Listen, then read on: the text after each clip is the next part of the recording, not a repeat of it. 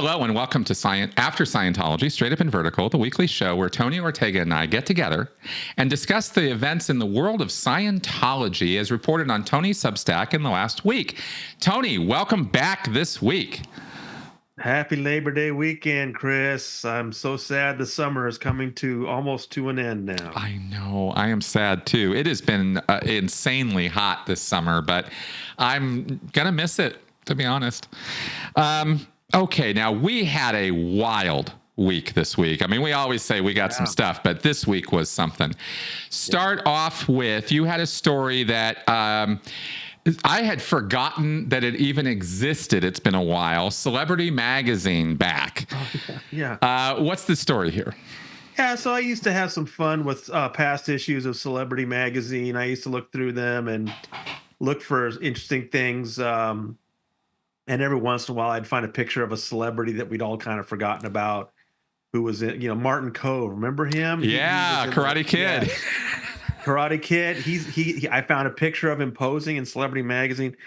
Anyway, so a new one got leaked to me. And so I was excited. I was like, oh, celebrity's back, because it definitely was a victim of the pandemic. They stopped putting them out for several years. Yeah. And so I got the new one they put out. I've heard there's one after that too, but I haven't seen it yet. But the one I did get had Marisol Nichols on the cover. So already off the bat, I mean, she's just like B-level at best. At best. So, and then as I was going through, there was one little mention of Erica Christensen, but other than that, all of the, quote, celebrities they featured were people I had never heard of. I'm not an entertainment reporter. I don't know everybody, but I mean, these were not celebrities. So they're really scraping the bottom of the barrel, and it just wasn't very interesting. I'd forgotten that celebrities kind of tepid anyway. Yeah. And actually, the most interesting testimonial I ran across this week was not in Celebrity Magazine. It was in Source, which is usually a magazine of even less interest to me, generally. That's the Source flag. Source had a testimonial from a young woman who was a singer-songwriter, so I don't know why she wasn't in Celebrity Magazine. And I thought it was interesting because it really confirms what all of you ex-Scientologists have told us over the years, and that is Scientology does its best to indoctrinate children at a very young age. And this woman, I mean, she's being celebrated in this magazine because she started becoming a hardcore trained Scientologist at 8 years old. By 12, she was an auditor.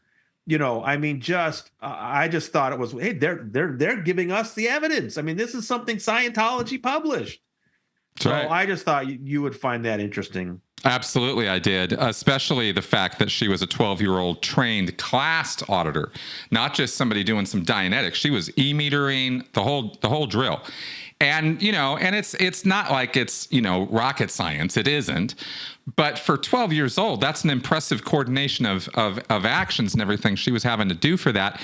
My point being not that she's an impressive 12-year-old. My point is that she's a thoroughly indoctrinated 12-year-old. There shouldn't be any 12-year-olds running around operating e-meters thinking they're peering into other people's minds. That's life damaging. You know what I mean? So I mean, if she gets out, she's gonna spend years undoing that. It's really quite sad. I mean, really, if you think about that, and exactly as you said, they're publishing it. The other thing I wanted to comment on with this one was I don't know, you mentioned, celebrities pretty tepid, and absolutely it is. But one thing you might not know is like the OT phenomena, we in the Sea Org would love Celebrity Magazine for the section called Celebrity Livewire, where the current events of the celebrities are discussed. They're working on this project. They're working on that project. They're doing this and that. That, to me, was always the thing I went right to and talked with other Sea Org members about as to what the celebrities in Scientology were actually doing, because that was the only place we ever got a line in on what they were doing. And we were always expecting them to be, Tom Cruise leading the charge, getting it out there, right? Demonstrating. And be honest, it was actually month after month after month of an awful lot of disappointment that the celebrities weren't doing more. That tended to be the thing. But I thought I'd share that because I'd never had an opportunity to mention that before. No, they don't have that anymore. You'd be really disappointed. They don't even have that now. So yeah, it's really sad. Now, funny, one other thing to comment on about Celeb Magazine, if I believe this is true, Tom Cruise has never been featured in it. I don't think so. I don't know. I don't know for sure. I couldn't say that for certain, but I don't think he has. No. Kirsty was, John Travolta was. Yeah. But not Tom. And I just found that interesting because I'm going to counter that with the other story you published about Jeff Levin's new song, Deadbeat Dad. Tell us about this. Yeah, Jeff is a great guy, and he and his brother made this documentary, Brothers Broken, and they were nice enough to include me in it because Jeff really credits interacting with my website with helping to get him out of his depression and everything. So he's been a great friend to the bunker, and so he came to me with this idea that he wanted to give me a song he had written. And we decided to make it available to our subscribers, the people who help me keep the lights on here at the Underground Bunker. And it's just an amazing song because, I mean, this guy's a real pro. He's written for everything from Game of Thrones to, all kinds of TV shows and stuff. He's a real professional musician. And he whipped together this pop song called Deadbeat Dad. And he never says Tom Cruise's name. But the lyrics are so clever, and it's all about him abandoning Surrey. And I just think it's brilliant. It's so well written and performed. It's very professional. Awesome. So, I just thought that would be a great treat for the folks that helped me keep this going. And I think he's working on another one for next week. Go, Jeff. I love this guy. I really do. I've always liked him. We did a great couple interviews on the channel here. If you guys want to know more about him, you can look him up. Okay, now news on the legal front. There was going to be a request last week filed. What happened with this? This is the Masterson suit we're talking about, right? This is the Bixler lawsuit, which is the Danny Masterson victims that filed in 2019, and they were suing over harassment. And since Danny has been convicted and put in prison for what he did to them, they want to change the lawsuit. They want to bolster it. They want to make it much more serious because, things are more on their side now. They want to add a victim. They want to add sexual battery charges against Masterson. And they want to add the thing that's most interesting to you and me, civil racketeering charges against the Church of Scientology. They want this lawsuit. They want to prove that the Church of Scientology is literally a criminal enterprise. Yep. The problem is they can't make that addition to their lawsuit without approval from the judge. And the judge can't do that yet because Scientology is appealing a ruling by this judge where he denied their anti-SLAPP motions. Scientology tried to gut this lawsuit several months ago with some motions to strike, anti-SLAPP motions. The judge knocked those down in a really decisive way, which again, that's good news. This judge seems to be, he understands things. We like this judge. But once Scientology decided they're going to appeal that basically puts the lawsuit on ice for a year and a half. But the Jane Does were asking the court, while those issues that they're appealing on are at appeals court, can we do other things? Can we go ahead and get the new lawsuit approved? Can we, do some discovery? And this week at a hearing, the judge, and again, I think we like this guy. I think he's a good judge, but he ruled that it's just too intertwined. The case is just too intertwined, the various parts, and he cannot see how he could separate parts to go forward while others are on hold. Yeah. The whole thing is on hold. Yeah. So it's disappointing. We're just going to have to wait, like I said, a year and a half while the appeals court goes through and looks at his rulings. I don't know. I really have no idea what Scientology's chances are at getting that overturned. Remember, this is the appeals court that has already restored this lawsuit after it was initially forced into arbitration. So this is not the best appeals court for Scientology to be appealing to. but it does hold things up. And that's what Scientology is so good at. Exactly. I couldn't really have nothing else to add. That is exactly the situation. It's nothing but helpful to them every single day that gets added to this thing. That's it, you know. Okay, now this was a bomb diggity. This was amazing. You had a report of this guy from Germany. Please, what is this all about? Yeah, I hinted to you that this was coming last week. We were still putting it all together. Klaus Buchler, I believe is how you say his name. He's Austrian. He decided to give an interview to Peter Reichelt, another Austrian, who we know because Peter is the journalist who 25 years ago helped produce this wonderful German documentary where they actually flew helicopters over Int Base for like the first time. So this was a big deal. 1999. There's a lot to it, but anyway, Peter Reichelt, and just in the last year or so, Peter's kind of come back to the subject, and he's been helping me out with things. He's been sending me some great stuff. Most recently, he sent me this 1994 print interview from an Austrian news weekly investigative magazine with David Miscavige that I don't think any of us had ever heard of. It's like only David Miscavige has only ever given 2 print interviews ever. 1998 to the Tampa Bay Times, it was St. Petersburg Times then, and this 1994 magazine interview right during that all that conflict with Germany. But it was the Austrian publication. So Peter resurfaced that, gave it to me, and translated it for me. We published that. People loved that because Miscavige was like over the top with his bluster.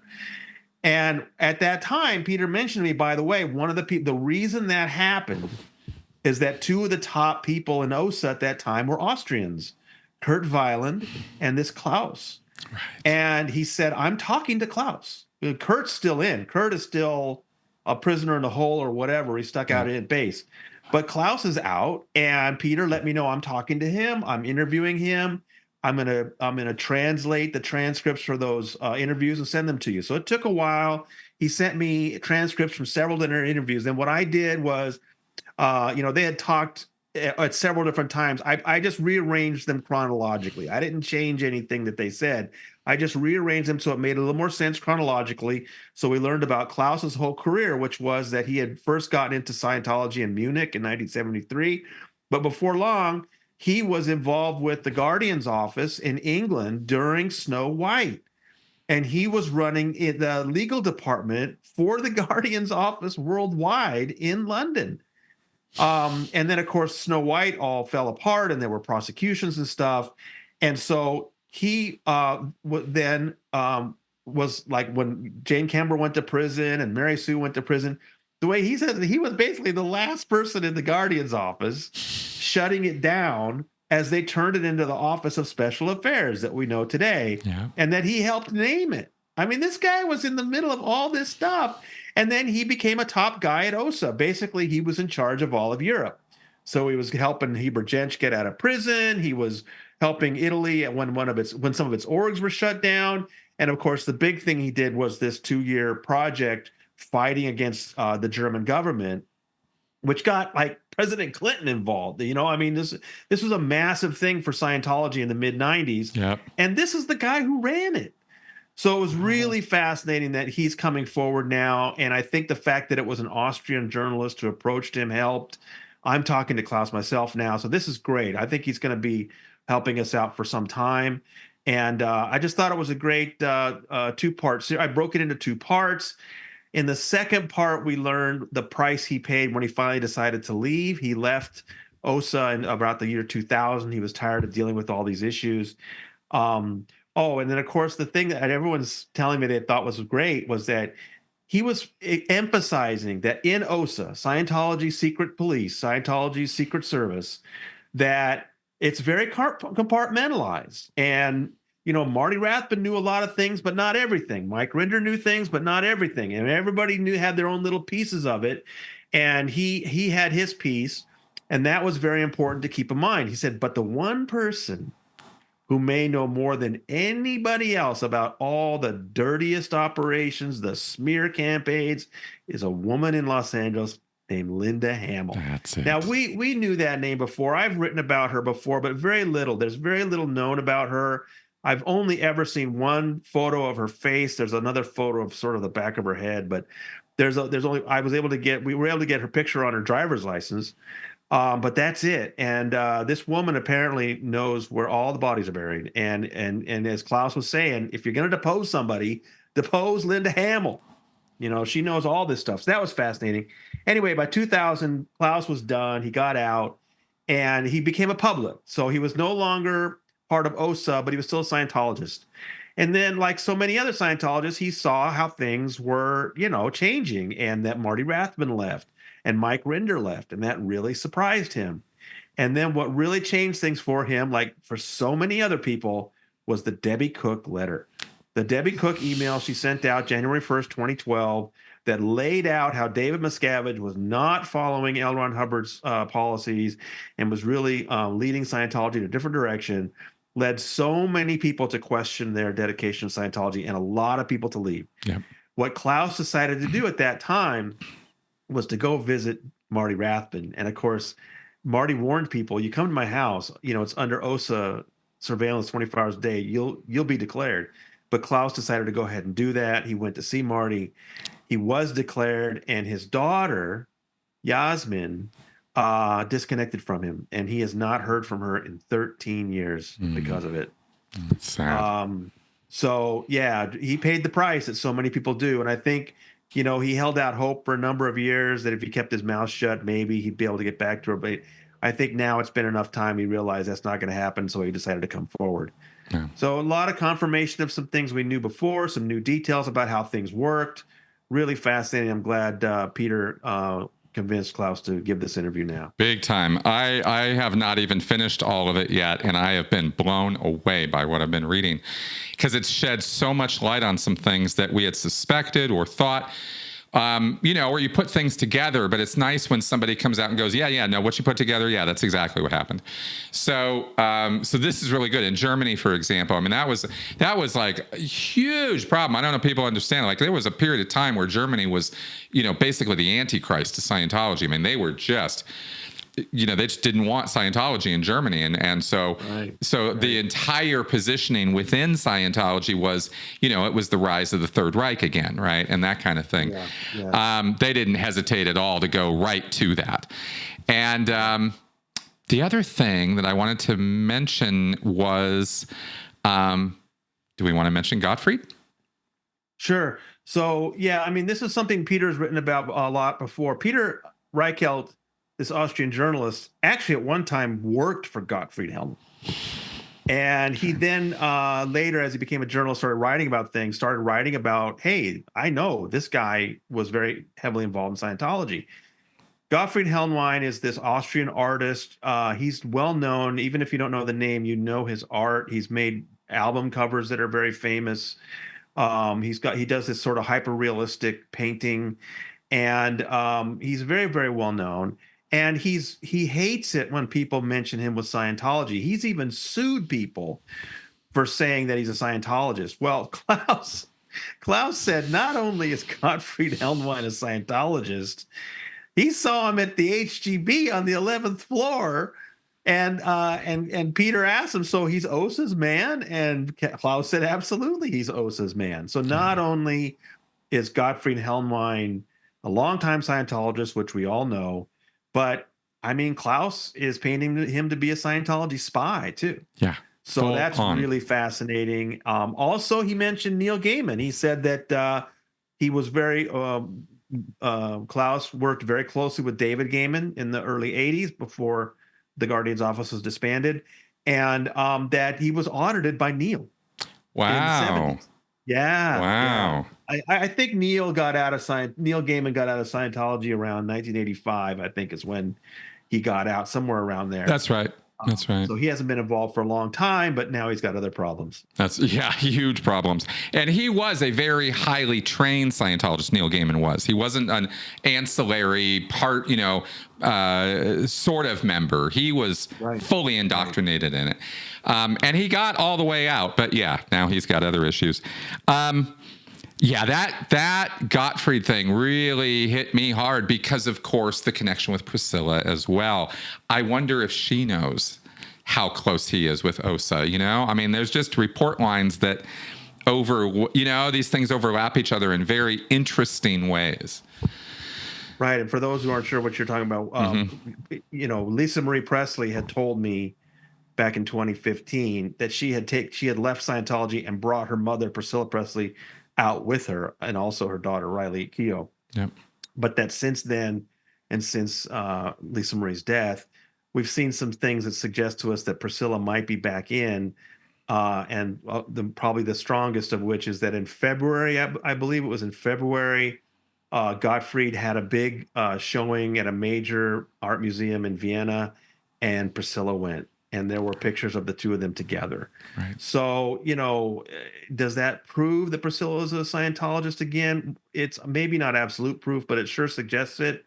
And the other thing was that I remember we pointed out was that this movie, the Sofia Coppola movie about Priscilla got made last year, and Priscilla did some filming for some extras on the DVD or whatever, and she's literally wearing a Scientology cross in the video. So I think Priscilla's back in. Yeah, exactly. And now I have to wonder how much Gottfried was an agent of recovery for her to come back in. Because if they have a line, whoever's gonna get the work done is who OSA and Scientology are gonna activate to get the person come back in. It doesn't matter what their role as a Scientologist is. If they're tight, loyal, willing to do what the group says, they'll be activated to do whatever needs to be done. And Priscilla would definitely be considered a high value target, right, of somebody to recover. So right. I could see that. So it just kind of sheds more light on the back scenes of all of this stuff. And that's what I love about this is just undoing it all. Now, speaking of undoing it, Leah's divorce. Want to talk about this? This was a story this week. Yeah, boy, I don't know if any of us saw this coming. I had talked to her this week too. I had not, we were just talking about Scientology stuff, and out of the blue, she posted this thing about how she and her husband Angelo are very amicably splitting up. They've been married for 21 years. Their daughter, I believe, is in college now, right, Sophia? Mm-hmm. And it was just a beautifully written thing about how they're still good friends, and this is just that they've grown apart.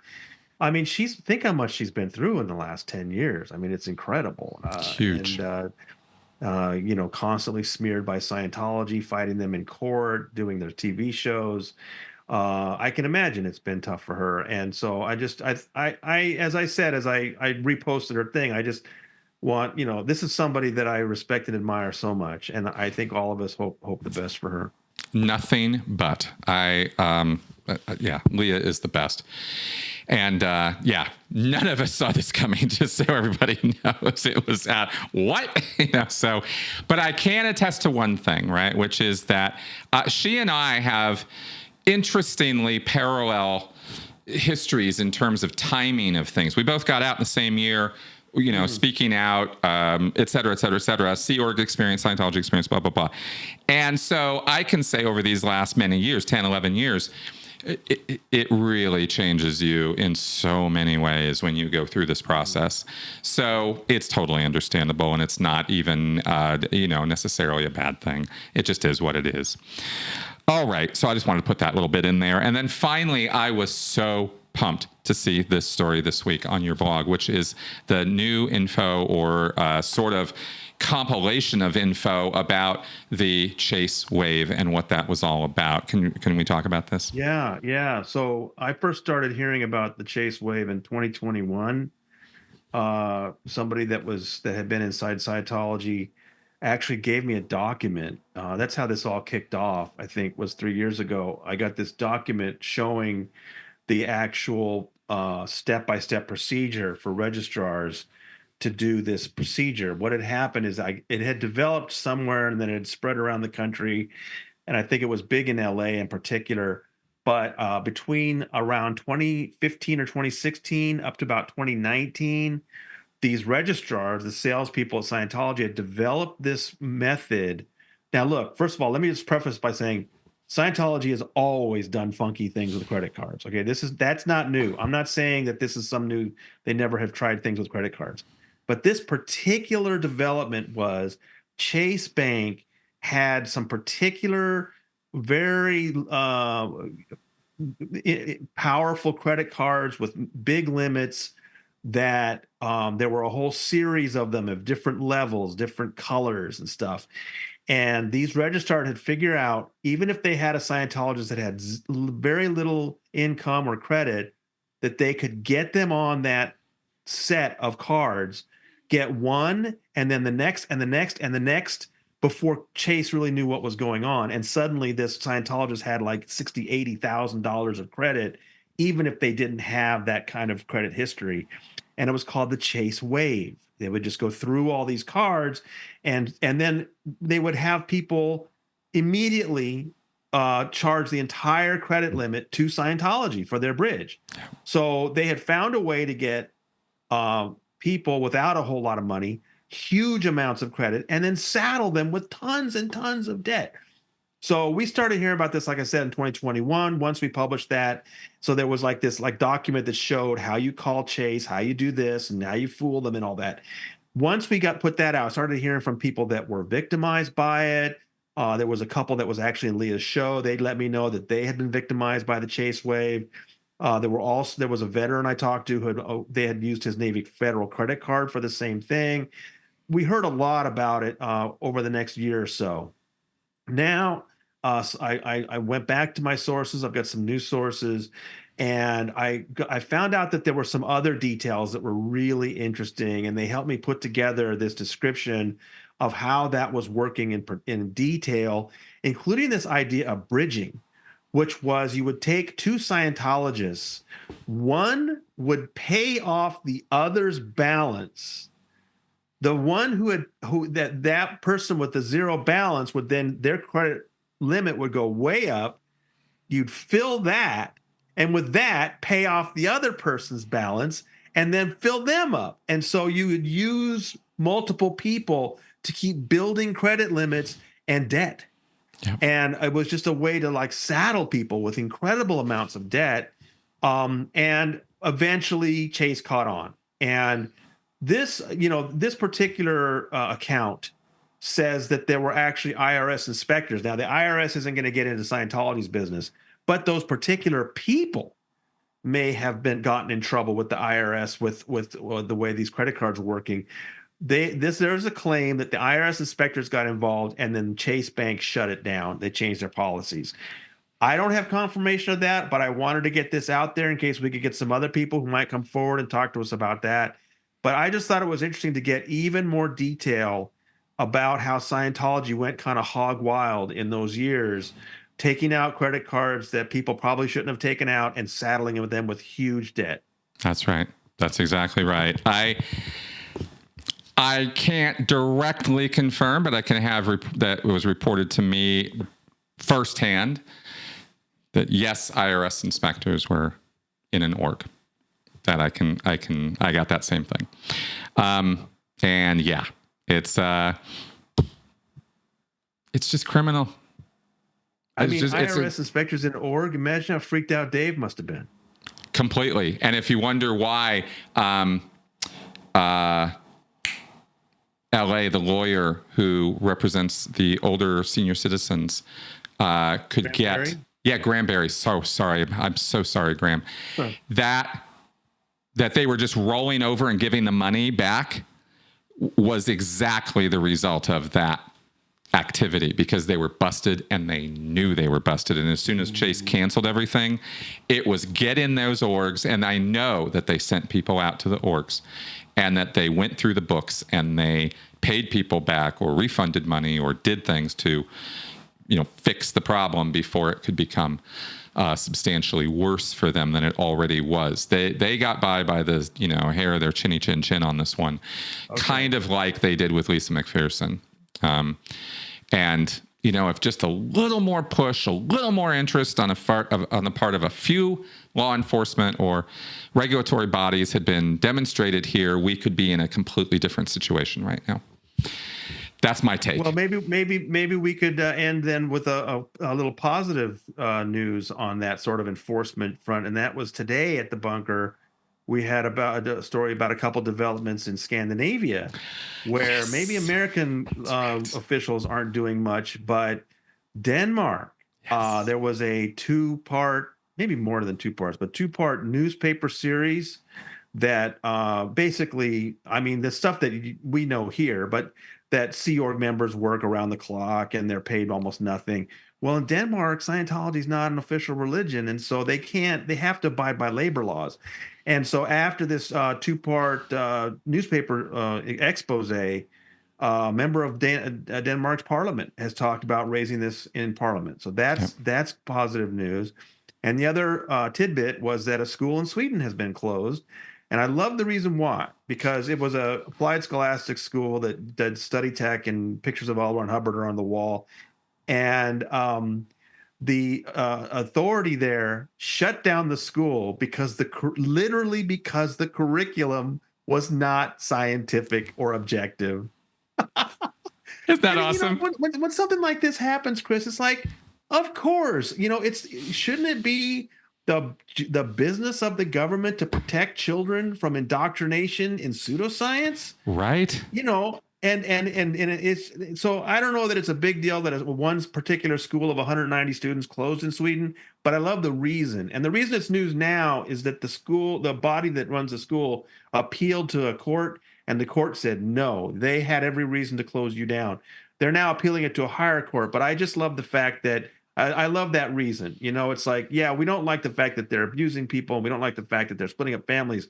But how about just the fact that they're filling people's heads with a lot of nonsense? Exactly. I love it. And I absolutely thank you for mentioning that, because that's a great way to end the show, because that was really good news. And there's a YouTube channel now on it in terms of Europe and Denmark. And I recommend you all look that up and check that out. Because I've been asking for that for years. Like, where are the Europeans? And now they're actually coming up, and it's awesome. Alex has been leading the way on that, I think. So anyway, good stuff. Tony, any sort of heads up on what we got coming up this week? Oh, boy. Just some very fun stuff, but I should probably keep my mouth shut. Okay, fair enough. All right, folks. Well, you see right there on the screen in front of you the address for Tony's Substack. Look it up, check it out, subscribe, get your daily notifications, and then come here on Mondays for the weekly wrap-up. All right, folks. Thanks for coming around, and thank you again, Tony, for being part of this. Thank you, Chris. You bet. See you guys. Bye-bye.